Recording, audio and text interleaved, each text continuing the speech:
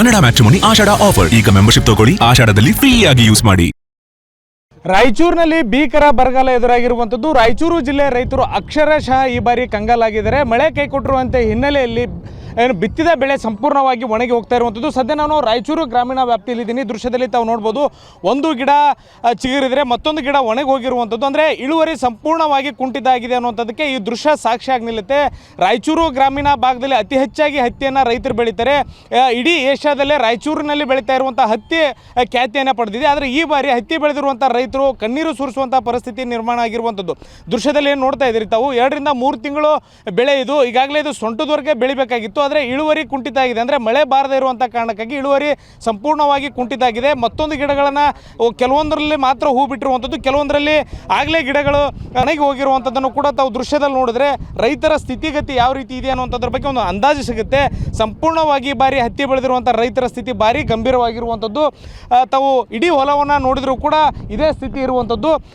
ಈಗಾಗಲೇ ಅಂದರೆ ರಾಯಚೂರು ಗ್ರಾಮೀಣ ಶಾಸಕರಾಗಿರುವಂತಹ ದದ್ದಲ್ ಅವರು ಕೂಡ ಈಗಾಗಲೇ ರೈತರನ್ನ ಭೇಟಿಯಾಗಿ ರೈತರ ಒಂದು ಸಮಸ್ಯೆ ಏನಿದೆ ಅನ್ನೋದ್ರ ಬಗ್ಗೆ ಕೂಡ ಪರಿಶೀಲನೆ ಮಾಡಿರುವಂಥದ್ದು. ರೈತರಿಂದ ಸಾಕಷ್ಟು ಮಾಹಿತಿಯನ್ನು ಕೂಡ ಪಡೆದಿದ್ದಾರೆ. ಅಂದರೆ ರೈತರ ಸ್ಥಿತಿಗತಿ ಏನಿದೆ ಅನ್ನುವಂಥದ್ದು ಮತ್ತು ಭೀಕರ ಬರಗಾಲಕ್ಕೆ ಯಾವ ರೀತಿ ಸಾಲದ ಸುಳಿಗೆ ತುತ್ತಾಗಿದ್ದಾರೆ ಅನ್ನೋದ್ರ ಬಗ್ಗೆ ಈಗಾಗಲೇ ಮಾಹಿತಿ ಪಡೆದಿದ್ದಾರೆ. ನಮ್ಮ ಜೊತೆ ಮಾತನಾಡಲಿಕ್ಕೆ ಗ್ರಾಮೀಣ ಶಾಸಕರಾಗಿರುವಂಥ ಬಸನಗೌಡ ದದ್ದಲ್ ಇದ್ದಾರೆ. ಮಾತಾಡ್ತೀನಿ ಸರ್. ಹೇಳಿ, ಈ ಬಾರಿ ಅದರಲ್ಲೂ ನಮ್ಮ ರಾಯಚೂರು ತಾಲೂಕಿನಲ್ಲಿ ಬೆಳೆಯುವಂಥ ಹತ್ತಿ ಇಡೀ ಏಷ್ಯಾದಲ್ಲೇ ಫೇಮಸ್ ಇರುವಂಥದ್ದು ಸರ್. ಈ ಬಾರಿ ರೈತರು ಹತ್ತಿಯನ್ನು ಬೆಳೆದಿದ್ದಾರೆ, ಸಂಪೂರ್ಣವಾಗಿ ನಷ್ಟಕ್ಕೊಳಗಾಗಿದ್ದಾರೆ. ಏನು ಹೇಳ್ತೀರಿ ಸರ್?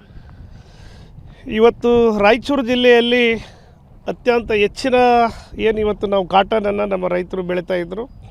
ಹಾಗಾಗಿ ಇವತ್ತು ಏಷ್ಯಾ ಖಂಡಕ್ಕೆ ಇವತ್ತು ಇಲ್ಲಿಂದ ನಮಗೆ ಕಾಟನನ್ನು ಇವತ್ತು ಜಿನ್ನಿಂಗ್ ಫ್ಯಾಕ್ಟ್ರಿ ಮಾಡಿ ಇಲ್ಲಿಂದ ಸಪ್ಲೈಯನ್ನು ಕಳಿಸ್ತಾ ಇರುವಂಥ ಇವತ್ತಿನ ಸಂದರ್ಭದಲ್ಲಿ ಈ ವರ್ಷ ಸಂಪೂರ್ಣವಾಗಿ ಸುಮಾರು 90% ಭಾಗ ಇವಾಗ ರೈತರು ಲಾಸ್ ಆಗಿದ್ದಾರೆ. ಈಗಾಗಲೇ 3 ಸಾರಿ ಏನು ಬೀಜವನ್ನು ಹಾಕಿದಂಥ ಸಂದರ್ಭದಲ್ಲಿ ಜೂನು ತಿಂಗಳಲ್ಲಿ ಸಂಪೂರ್ಣ ಮಳೆಯನ್ನು ಹೋದಂಥ ಸಂದರ್ಭದಲ್ಲಿ ನಾಟಿಗೆ ಆಗಲಿಲ್ಲ.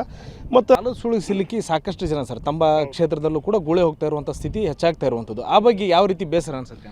ಅಲ್ಲ, ಖಂಡಿತವಾಗಿ ಕ್ಷೇತ್ರದ ಶಾಸಕನಾಗಿ ನನಗೆ ಕೂಡ ಭಾಳ ಬೇಸರ ಅನ್ನಿಸ್ತದೆ. ಯಾಕಂದರೆ ಗಲ್ಲಿಗಲ್ಲಲ್ಲಿ ಕೂಡ ಬೆಂಗಳೂರಲ್ಲಿ ನನ್ನ ಜನ ಇವತ್ತು ಗುಳೆ ಹೋಗಿ ದುಡಿಯುವಂಥದ್ದು ಕೂಡ ನಾವು ನೋಡ್ತಾ ಇರ್ತೀವಿ. ಬೆಂಗಳೂರಲ್ಲಿ ಹೋದರೆ ಯಾವುದೇ ರೋಡ್ ಕೆಲಸಗಳು, ಬಿಲ್ಡಿಂಗ್ ಕೆಲಸಗಳು, ಹೋಟೆಲ್ಗಳಲ್ಲಿ ಕೂಡ ನಮ್ಮ ಜನ ಅಲ್ಲಿ ಹೆಣ್ಣು ಗಂಡು ಇಬ್ಬರು ಅಲ್ಲಿ ದುಡಿಯುವಂಥದ್ದು ಕೂಡ ನೋಡಿದಾಗ ನಮಗೆ, ಯಾಕಂದರೆ ಮಳೆ ಆಧಾರಿತ ಬೆಳೆಗಳಿಲ್ಲ. ಯಾಕಂದರೆ ಥೈಲ್ಯಾಂಡ್ ಇವತ್ತು ಯಾವ ಡ್ಯಾಮ್ಗಳನ್ನು ನಮಗೆ ತುಂಗಭದ್ರಾ ತುಂಬಲಿಲ್ಲ. ಮತ್ತು ನಮಗೆ ಅದು ರಾಯಚೂರು ತಾಲೂಕಿನ ಮಳೆ ಆಧಾರಿತ ಬೆಳೆಗಳ ಮೇಲೆ ನಾವು ಇದ್ದೀವಿ.